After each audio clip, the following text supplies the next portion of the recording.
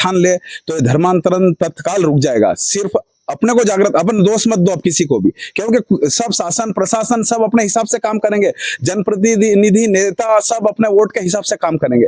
काम करना पड़ेगा, हिंदुओं को खुद को जागृत होना पड़ेगा। इस देश के अंदर जो मंदिरों में पैसा आ रहा चढ़ावा, प्रभास जी, अगर वही पैसा हिंदू समाज के ऊपर खर्च हो जाए, मैं आपको दावे से कहता हूं इनसे ज्यादा हम जो गए हैं ना उनको भी ले आएंगे और इनके ही धर्म के लोगों को हम हिंदू में ले आएंगे। नमस्कार साथियों, आज हम जिस मुद्दे को लेकर आपके सामने प्रस्तुत हुए हैं वह मुद्दा इन दिनों झाबुआ जिले में बहुत ही प्रमुखता से चल रहा है। धर्मांतरण के मामले में जहां हिंदू संगठन के साथ साथ कई और संगठन लगातार इस प्रयास में हैं कि इस धर्मांतरण जो अवैध रूप से होता है उसे किसी भी तरह रोका जाए, लेकिन इसके बाद भी लगातार इस तरह की घटनाएं होती जा रही हैं। कईयों का कहना है कि शासन प्रशासन का भी सहयोग हमें पूर्ण रूप से नहीं मिलता। इसी मुद्दे को लेकर आज हम यहाँ पर पारा में उपस्थित हैं और हमारे साथ बातचीत करने के लिए पारा के वरिष्ठ सनातनी और वरिष्ठ नागरिक अमृत राठौड़, धर्म रक्षक संगठन के संयोजक वाल सिंह मसानिया, माँ काली के पखतपुरा धाम के अधिपति सतीश अजनार और हिंदू संगठन के श्री कमलेश मावी हमारे साथ मौजूद है।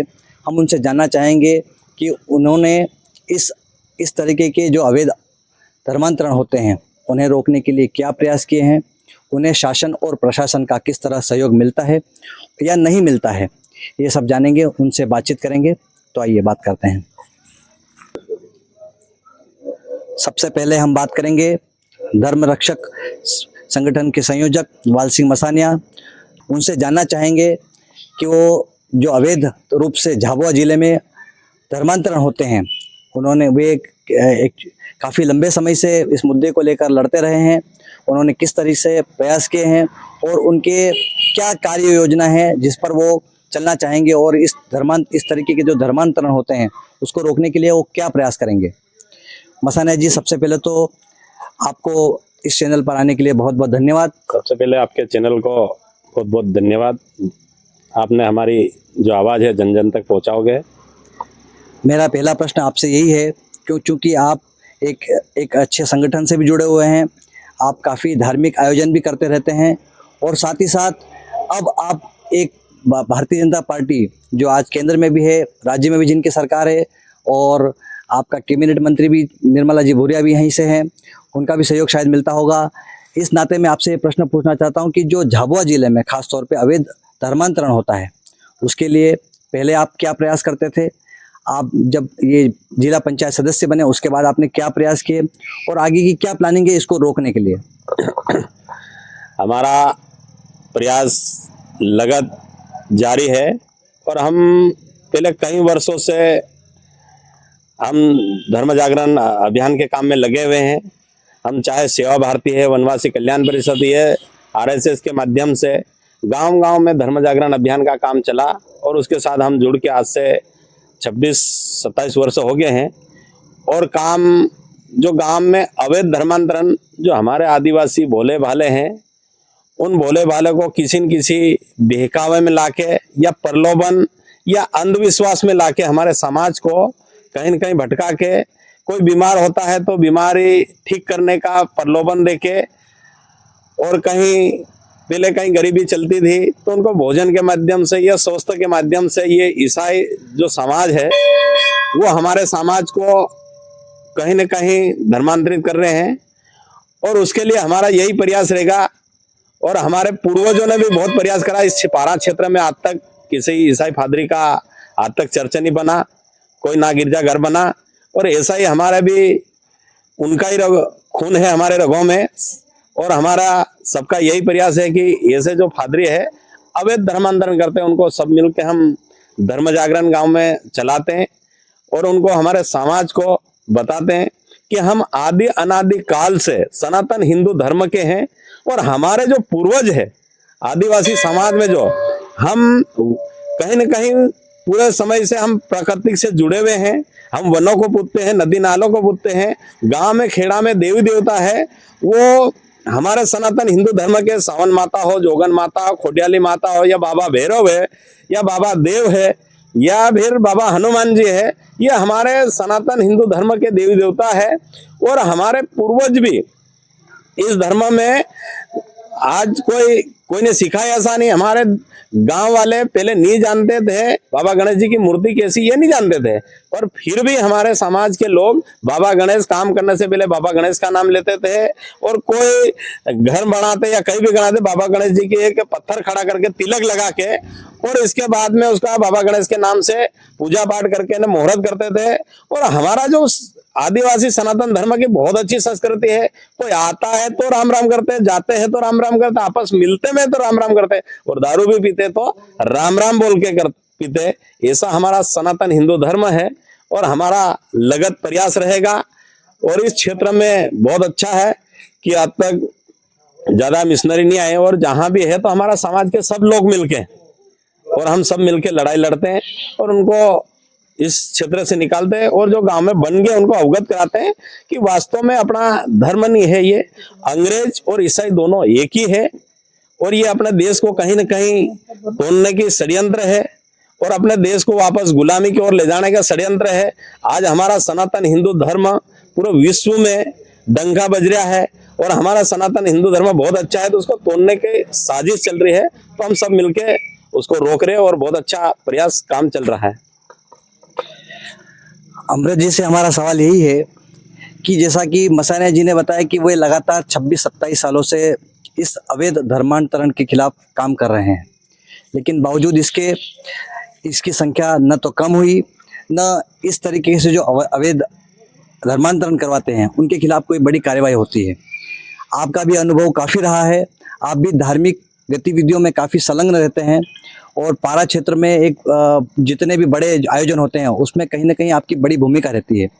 आप जो आदिवासी समाज में धर्मांतरण, खासतौर पे इसलिए हमने आदिवासी समाज का नाम दिया क्योंकि उन्हें शायद आसानी से बरगलाया जाता है, क्योंकि अशिक्षा एक बड़ा रोड़ा बनता है। आप इसको किस तरह से देखते हैं, और आप शासन प्रशासन का नजरिया के प्रति आपका क्या नजरिया है? धन्यवाद प्रभास जी, आपने और आपके चैनल ने इस मुद्दे को उठाया। देखिए, हमारे क्षेत्र में अशिक्षा, गरीबी ये मुख्य कारण है। यहाँ के जो मिशनरी है और जो भी विधर्मी है, इस यहाँ पर आकर उनकी गरीबी का फायदा उठाते हैं, उनको अशिक्षा का फायदा उठाते हैं और धर्मांतरण करते हैं। आपने कहा कि इसका कारण क्या है, इसको रोकने की जरूरत है। तो ये कारण ये है, कहाँ ने कहाँ देखो, हमारे हिंदू समाज को भी जागृत होना पड़ेगा। हमारे देश में ऐसा नहीं है फंडिंग होती है, ये लोग धर्मांतरण कर रहे पैसों के बल पर। हमारे देश में भी अडानी, अंबानी और आप समझ लो कि कितने ही ऐसे उद्योगपति लोग हैं, और अपने समाज में आप पारा, झावा, हर जगह पर संपन्न लोग हैं। उन संपन्न लोगों को आगे आना पड़ेगा, और इस जो धर्मांतरण की लड़ाई लड़ रही, अपने लोगों को जहाँ जरूरत पड़ रही है, अगर उनको शिक्षा की जरूरत है शिक्षा दो, पैसे की जरूरत है पैसा दो, मदद करनी पड़ेगी और इस धर्मांतरण को रोकना पड़ेगा। अब हमारा सवाल कमलेश जी से है, क्योंकि कमलेश जी बहुत ज़्यादा एक्टिव मोड में रहते हैं इस मामले में खास तौर पे। कमलेश जी, जैसा अमृत भाई ने बताया, एक जो भोले भाले आदिवासियों को ठगना एक तरह से बोल सकते हैं थोड़ा ज़्यादा आसान है, लेकिन साथ ही साथ क्या ये भी बात आती है बार बार कि पैसों की कमी भी कहीं ना कहीं हिंदू समाज के अंदर है, इसकी वजह से भी धर्मांतरण को मतलब बहुत आसानी से हो जाता है? सबसे पहले तो आपके चैनल को बहुत बहुत धन्यवाद। हमको ये देखने में आता है कि जो झाबुआ जिला आदिवासी बाहुल्य जिला है, और यहाँ पर आदिवासी समाज कहीं ना कहीं, जैसे भाई साहब ने बताया कि कहीं ना कहीं गरीबी भी है, और उन गरीबी का गलत फायदा ईसाई मिशनरी के द्वारा उठाया जा रहा है। जैसे उनको प्रलोभन, पैसा का प्रलोभन या अन्य बीमारी का प्रलोभन, इस प्रकार से वो समाज को बहला फुसला कर और उनकी ओर ले जाकर जो है उनकी संख्या बढ़ा रहे हैं, क्योंकि जो ईसाई मिशनरी है वही अंग्रेज है, और उनको मालूम है कि जो आदिवासी समाज है, ये जो संस्कृति, आदिवासी समाज की जो संस्कृति और पूजा पद्धति, यही ही सनातन की जड़ है। उनको मालूम है कि इसी संस्कृति और इनकी जो पूजा पद्धति है, इनको अगर दूर करना, इनको दूर ही करना पड़ेगा, तो ही देश को हम फिर से गुलाम करना कर पाएंगे। ऐसा वो उनको काफी अनुभव है इस चीज में। तो मतलब सबसे पहले वो संस्कृति और पूजा पद्धति पे ही आघात पहुंचा रहे हैं ईसाई मिशनरी लोग।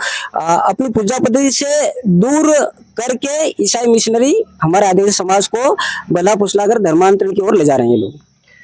मेरा प्रश्न आपसे इसलिए भी एक है क्योंकि आप लगातार प्रयास करते हैं, कभी भी सफलता मिलती है, कभी नहीं मिलती है, लेकिन मेरा प्रश्न आपसे ये है कि क्या शासन और प्रशासन आपको इस मामले में सहयोग करते हैं? एक क्योंकि भारत में धर्म परिवर्तन करना वैसे तो वैध है, अगर जो धर्म परिवर्तित करता है वो अगर मन से करता है, बिना किसी लालच के करता है, तो धर्म परिवर्तन भी वैध माना जाता है। लेकिन हमारे जिले में खासतौर पर इसको अवैध इसलिए कहा जाता है क्योंकि उसे जो भी धर्म परिवर्तित करते हैं भोले भाले आदिवासी, उन्हें किसी न किसी तरह का लालच दिया जाता है, चाहे वो बीमारी संबंधित लालच हो, चाहे उन्हें डॉक्टर बनाने का लालच हो, चाहे इंजीनियर, चाहे पढ़ाई, चाहे और भी कोई। तो आप ऐसा मानते हैं कि जो भोले भाले आदिवासियों को या किसी भी समाज को धर्मांतरित किया जाता है, जो अवैध रूप से किए जाते हैं, उसमें शासन प्रशासन भी सहयोग आपको करता है या नहीं करता है? आपका बहुत अच्छा प्रश्न है। देखने में हमको ये आता है कि हम तो लगातार विभिन्न सामाजिक संगठन, धार्मिक संगठन, प्रयास हमारा ये रहता है कि हम इनको रोकें, लेकिन जहां प्रशासन और शासन की जरूरत, जहां हमें सहयोग करने की जरूरत लगती है, वहां पर हमको सहयोग बहुत कम मिल पाता है। इसी कारणवश से आपने देखा होगा कि झाबुआ जिले में काफी समय से बहुत सारे संगठन, धार्मिक संगठन भी काम कर रहे हैं, लेकिन इनकी संख्या लगातार कहीं ना कहीं बढ़ रही है। तो उसका कारण यही है कि जो सरकार का और प्रशासन का जितना सामाजिक संगठन और धार्मिक संगठनों को जितना सहयोग मिलना चाहिए था, वो सहयोग अभी तक मिल नहीं रहा, जिसकी वजह से जो है ये लगातार बढ़ रहे हैं। और आपने एक बात कही कि सभी धर्म समान है, कोई भी अपना धर्म मान सकता है, ऐसा तो हम उनको मना नहीं करेंगे, लेकिन उसकी एक प्रक्रिया है। कोई भी धर्म में जाने के लिए एक प्रक्रिया है और उस प्रक्रिया के तहत अगर जाए तो हमको कोई समस्या नहीं होगी।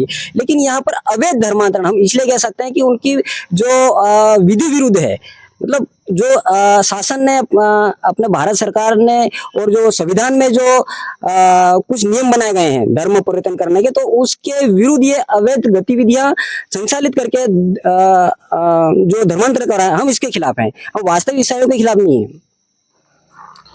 अब हम बात करेंगे माँ काली मंदिर वखतपुरा धाम के गादीपति सतीश जी। आप इस मुद्दे को लेकर क्या सोचते हैं? क्या आपने कभी इसके लिए कुछ प्रयास किए हैं? और अगर प्रयास करते हैं तो आपको किसी का सहयोग मिलता है? यानी कि मेरा कहने का मतलब सीधा शासन प्रशासन से ही है। इसके अलावा आप ब्लॉक कांग्रेस के अध्यक्ष भी हैं, वर्तमान में चुने गए, इसके लिए आपको बधाई हो। लेकिन आप एक कांग्रेसी होने के नाते भी अपना एक वक्तव्य दीजिएगा। बहुत बहुत धन्यवाद। सबसे पहले तो आपने जो पूछा कि मैं इनके खिलाफ मैं क्या कार्य करता हूँ, ईसाइयों के खिलाफ या जो अन्य संगठन है जो हमारे सनातन धर्म को तोड़ने का कार्य करते हैं, उनके खिलाफ मेरा एक ही अभियान है कि मैं घर घर जाके यज्ञ अनुष्ठान करवाता हूँ। हमारे सानिध्य में यज्ञ होते हैं, तो वहाँ पे जो भी उनका पूरा परिवार होता है उनको बुलाते हैं, उनको समझाते हैं और बताते हैं कि हम आदिवासी हिंदू हैं।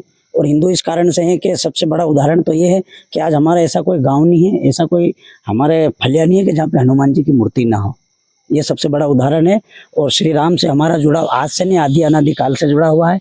क्योंकि जब श्री राम ने जब वनवास के लिए निकले थे, तब निषाद राज उनके राजा, जो हमारे आदिवासी राजा थे, वो उनके परम मित्र थे और उनसे मिलने के लिए प्रभु राम गए थे, ये आप सबको पता है। उसके पश्चात जब युद्ध हुआ, लंका के लिए जब चढ़ाई करी, तो वहाँ पे भी जो वानर सेना थी वो हम आदिवासियों के, हमारे पूर्वज थे।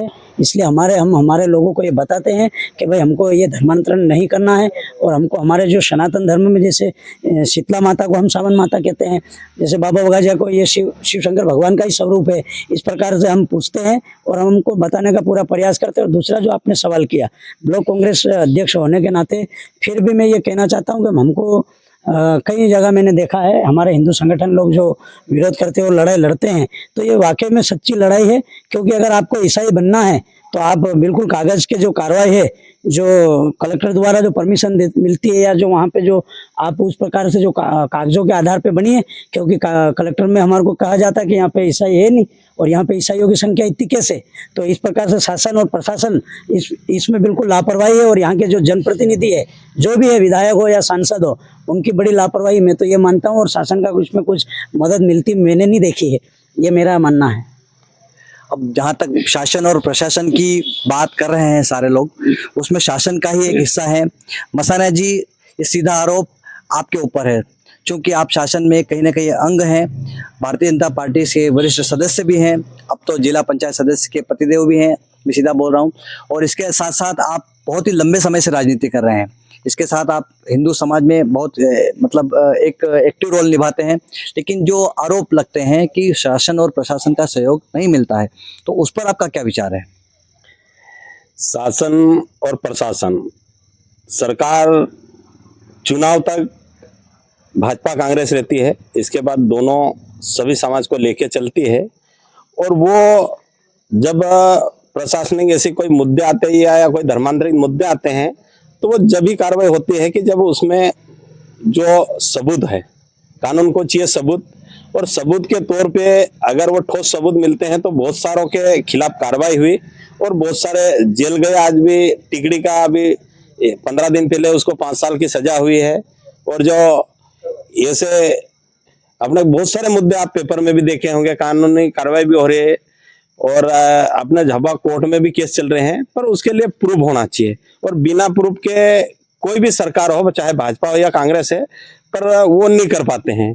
और दूसरी रही बात है जो जो अवैध धर्मांतरण होते हैं, वो लोग क्या है कि शासन को कोई चीज बताते नहीं कि हमने ईसाई धर्म अपना लिया या मुसलमान बन गए हैं। कहीं कहीं हमारे आदिवासी मुसलमान भी बने हुए हैं। तो वो क्या है कि सरकार को इसलिए नहीं बताते कि उसको जो आदिवासी का जो आरक्षण है, वो आदिवासी का आरक्षण भी मिलता है और दोहरा लाभ जो ईसाई या मुसलमान का है, उसका भी लाभ उनको मिलता है। तो अगर ये शासन की गाइडलाइन से अगर करते हैं तो उनको जो आदिवासी का आरक्षण अनुच्छेद 342, जो उस समय कार्तिक उर्राव जी ने लड़ा था, कांग्रेस के समय में कांग्रेस का सांसद था, उस समय जब लड़ाई लड़ी थी, तो वो अगर कानून बनता है कि अनुच्छेद 342 का संशोधन होके कि आदिवासी, जिन्होंने आदिवासी से धर्मांतरित हो गया, अन्य जाति या धर्म में चला जाता है, तो उसको आदिवासी का आरक्षण जो मिलता है वो बंद हो जाए, तो कोई भी व्यक्ति उस अन्य जाति धर्म में नहीं जाएगा, तो हमारा आदिवासी सुरक्षित रहेगा। आज हमारा आदिवासी में नहीं करते, बहुत सारे धर्मांतरित हो गया, चाहे नागालैंड है, त्रिपुरा है, छत्तीसगढ़ है, मिजोरम है, यहाँ बहुत सारे हमारे आदिवासी धर्मांतरित हो गए और उनको ऐसा समझा जाता है कि ये हम आदिवासी है। तो जो उसके लिए क्या है कि शासन की भी मदद और गांव की भी, हमारे जो सामाजिक संगठन है, सामाजिक लोग है, सब मिलके उसको एक अभियान चलाएंगे। और उस समय चलाया था जनजाति विकास मंच, सुरक्षा मंच के मन हस्ताक्षर अभियान भी चलाया था। और डिलिस्टिंग जो चल रहा है, डिलिस्टिंग का जो मुद्दा, और डिलिस्टिंग अगर कानून बनता है तो जितने भी ईसाई अन्य जाति धर्मांतरित हो गए हैं आदिवासी, वो वापस बहुत सारे आ भी जाएंगे, नहीं आएंगे तो हमको तकलीफ नहीं, हमारा आरक्षण से वो हट जाएगा। तो शासन का भी मदद मिलती है, कहीं कहीं तकलीफ आती है तो सब मिलकर हल करते हैं। डॉक्टर साहब, मसाना जी का कहना है कि शासन प्रशासन का सहयोग नीतिगत तौर पर मिल सकता है, बशर्ते अगर वो उनके सामने हो। क्योंकि केंद्र में भारतीय जनता पार्टी की 11 सालों से सरकार है, मध्य प्रदेश में 20 सालों से सरकार है, और ऐसा माना जाता है कि भारतीय जनता पार्टी अवैध धर्मांतरण को के खिलाफ शुरू से रही है। आप भी भारतीय जनता पार्टी के एक सक्रिय सदस्य भी हैं। क्या आपको नहीं लगता कि अब बहुत ज़्यादा लंबा समय हो गया, चाहे वो केंद्र सरकार हो चाहे राज्य की सरकार हो, उन्हें ऐसा कोई नियम पारित करना चाहिए जिससे आदिवासी जो धर्म परिवर्तित करते हैं, जो नाम के आगे या पीछे जो सरनेम बदलने का या नाम बदलने का जो कारण होता है, उसमें ऐसा कोई ढूंढना चाहिए जिससे ये धर्मांतरण रुक सके, या धर्मांतरण ना रुके तो कम से कम आदिवासी के हितों की रक्षा हो सके। देखिए प्रभास जी, ये बात आपने सही बोली। सबसे पहले तो मैं आपको बोलूं कि ये धर्मांतरण जो रोकने के लिए सबसे पहली बात है शासन प्रशासन का तो सहयोग मिलता है, कानून है। मसानिया जी ने बोला कि कानून सहयोग करता है, कानून सबूत मांगता है, पर सबसे पहले अपने हिंदुओं को खुद को सक्षम बनना पड़ेगा। आपको बता दूं, और हिंदू इतना कमजोर भी नहीं है, हिंदू हर जगह हर क्षेत्र में आगे है। हिंदुओं को सिर्फ क्या है कि एक आगे आकर इस कार्य को अगर वो रोकने की ठान ले तो धर्मांतरण तत्काल रुक जाएगा। सिर्फ अपने को जागृत, अपन दोष मत दो आप किसी को भी, क्योंकि सब शासन प्रशासन सब अपने हिसाब से काम करेंगे, जनप्रतिनिधि नेता सब अपने वोट के हिसाब से काम करेंगे। काम करना पड़ेगा, हिंदुओं को खुद को जागृत होना पड़ेगा। इस देश के अंदर जो मंदिरों में पैसा आ रहा चढ़ावा, प्रभास जी, अगर वही पैसा हिंदू समाज के ऊपर खर्च हो जाए, मैं आपको दावे से कहता हूं इनसे ज्यादा हम जो गए हैं ना उनको भी ले आएंगे और इनके ही धर्म के लोगों को हम हिंदू में ले आएंगे। आपने बहुत ही अलग और बिल्कुल विचलित करने वाली बात कही जो हिंदू समाज की, कि हिंदू मंदिरों में जिस तरह का फंड इकट्ठा होता है, जिनसे हम सुनते हैं, बहुत खुश होते हैं, हम पेपरों में अखबारों में सुनते हैं कि आज साईं वहाँ पे इतना पैसा, यहाँ पे इतना करोड़, इतना करोड़, लेकिन उस पैसे का उपयोग कैसे किया जाए, ये जो अमृत जी ने बताया, इस पर गादीपति जी आपका क्या विचार है कि ये वास्तव में सही बोल रहे हैं? नहीं, बिल्कुल ठीक कहा। मेरे मन में भी ये विचार था, क्योंकि मैं देखता हूँ कभी सावरिया सेठ के वहाँ पे कभी 30 करोड़ निकलते हैं, कभी 40 करोड़ निकल रहे हैं, कभी शिरडी साईं बाबा के 50 करोड़ निकल रहे हैं। तो ये पैसा जा कहाँ रहा? ये पैसा, क्योंकि ये हमारे हिंदुओं का पैसा है, हमारे गरीब लोगों का पैसा है, अमीर लोगों का पैसा, सबका पैसा है, कुल मिला के हिंदू ही दान करता है। तो ये पैसा हमारे हिंदुओं में लगना चाहिए, गरीब बच्चों में लगना चाहिए, जो गरीब तबके के लोग हैं उनको मिलना चाहिए। और शासन और जो समितियां बनी हुई है जो बड़े बड़े मठ मंदिरों की, उनको भंग करना चाहिए और शासन को उनके स्तर से इस पे जो भी है कार्रवाई करनी चाहिए। कुल मिला के बात सिर्फ इतनी सी है कि अगर हिंदू संगठन या हिंदू संगठन के लोगों के पास पर्याप्त संसाधन हो, फाइनेंस हो, तो वो अपने लोगों का, यानी कि हिंदू समाज के भोले भाले आदिवासी समाज या और अन्य समाज जो गरीब तबके के हैं, उन्हें किसी भी तरह की मदद देंगे और इससे शायद धर्मांतरण रुकेगा और कोई भी व्यक्ति अपने धर्म को छोड़कर किसी अन्य धर्म में प्रलोभित नहीं होगा और नहीं जाएगा। आप सब ने समय दिया, आप सबका बहुत बहुत धन्यवाद। जनमन रिपोर्ट्स की तरफ से मैं प्रभास जैन आपका हृदय से धन्यवाद करता हूँ।